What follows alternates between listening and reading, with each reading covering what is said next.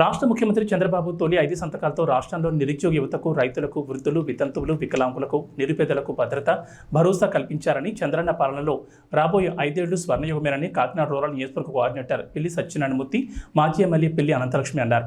Mega DSC, land titling act, pension పెంపు, అన్నా క్యాంటీన్ల పునరుద్ధరణ, స్కిల్ సైన్సెస్ ఫైల్పై రాష్ట్ర ముఖ్యమంత్రి నారా చంద్రబాబు సంతకాలు చేసిన నేపథ్యంలో హర్షం వ్యక్తం చేస్తూ వలసపాకం గ్రామంలోని మాజీ ఎమ్మెల్యే పిల్లి అనంతలక్ష్మి సత్యనారాయణమూర్తి నివాసంలో పార్టీ శ్రేణులు నియోజకవర్గంలోని 5 అంశాలకు సంబంధించి లబ్ధి పొందబోయే లబ్ధిదారులతో కలిసి పాత్రికేయుల సమావేశం నిర్వహించారు.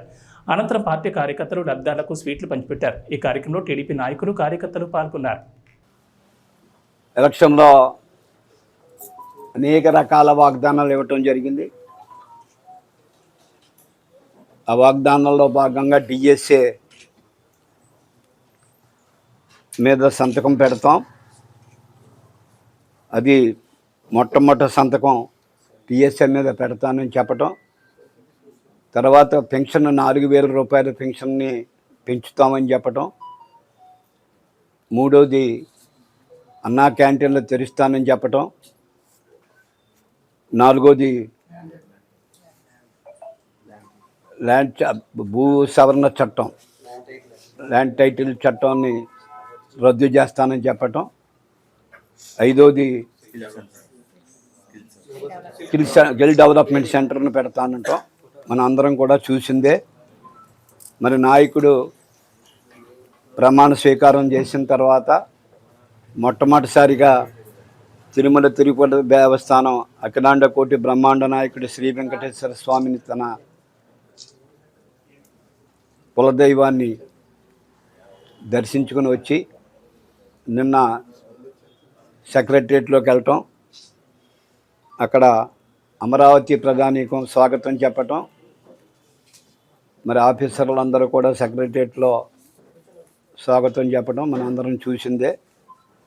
అన్న ప్రకారంగా మొట్టమొదటి డిఎస్ఏ మీద మొదటి సంతకం చంద్రబాబు నాయుడు గారు చేయటం జరిగింది. అన్ని విధాలుగా నైపుణ్యం పెంచాలి, యువతకు నిరుద్యోగ వృత్తిని ఇస్తూ మరి వచ్చే వరకు కూడా మరి డబ్బులు ఇచ్చే విధి విధానాలు ప్రవేశపెట్టడం జరిగింది. ఈ స్కిల్ డెవలప్మెంట్ మీద ప్రతి వారికి ఉపయోగపడుతుందని దాన్ని కూడా ఈ 5 సంతకాలు పెట్టడం జరిగింది. ఈ 5 సంతకాలు కూడా ఇవాళ రేపుల్లో కూడా మరి అందరూ కూర్చొని మాట్లాడుకొని ఇంప్లిమెంట్ చేసేది ఎప్పుడెప్పుడు చేస్తారనేది చెప్పి మీడియా సమక్షంలో మీ అందరికీ కూడా చెప్పి కార్యక్రమాలన్నీ కూడా జయప్రదం చేస్తాం.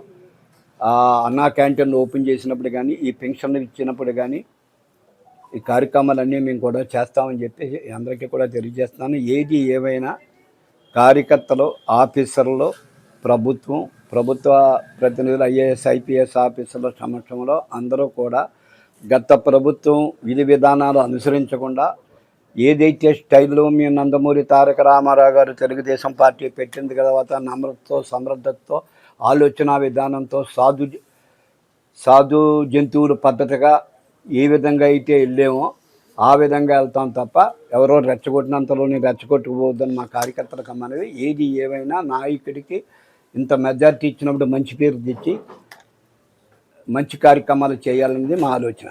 అందరికీ పెన్షన్ ఎలక్షన్లో ఏవైతే అందరికీ మేము పెన్షన్ పెంచుతాము, మీకు అన్నీ కూడా తెలుగుదేశం ప్రభుత్వం చంద్రబాబు నాయుడు గారికి వస్తే అన్నీ కూడా మేము చేస్తామని ప్రతి ఇంటికి వెళ్ళి ప్రతి మహిళని కూడా మేము అడిగాం. ఆ విధంగానే మహిళలు, జోదరులు అందరూ కూడా ఒక్కరు కూడా వెనక్కి తిరగకుండా గ్లాస్ కోటేసి నెగ్గించారు. చంద్రబాబు నాయుడు గారు ముఖ్యమంత్రిగా అయ్యారు.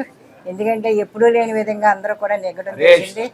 5 సంవత్సరాలు జగన్ వారి వల్ల ఎంత ఇబ్బంది పడ్డారో అంతా ఇబ్బంది పడ్డాం. అలా ఎవరు కూడా జగన్ ఓటేయడానికి ముందుకు రాలేదు. చంద్రబాబు నాయుడు గారు అనుకున్నాయన్నీ కూడా ఇస్తారు. ఇప్పుడు కూడా పెన్షన్లు కానీ, అలాగే గ్యాస్ సంవత్సరానికి 3 సిలిండర్లు అవి కూడా అనౌన్స్ చేస్తారు. ఇవి అయిన తర్వాత ఏదైనా తెలుగుదేశం ప్రభుత్వం అందరికీ కూడా మంచి చేస్తుందని అందరూ కూడా ఓటేసి నెగ్గించడంలో అందరూ కూడా అదృష్టవంతులు. ఈవేళ అనుకున్నాయన్నీ కూడా చంద్రబాబు నాయుడు గారు చేస్తారు.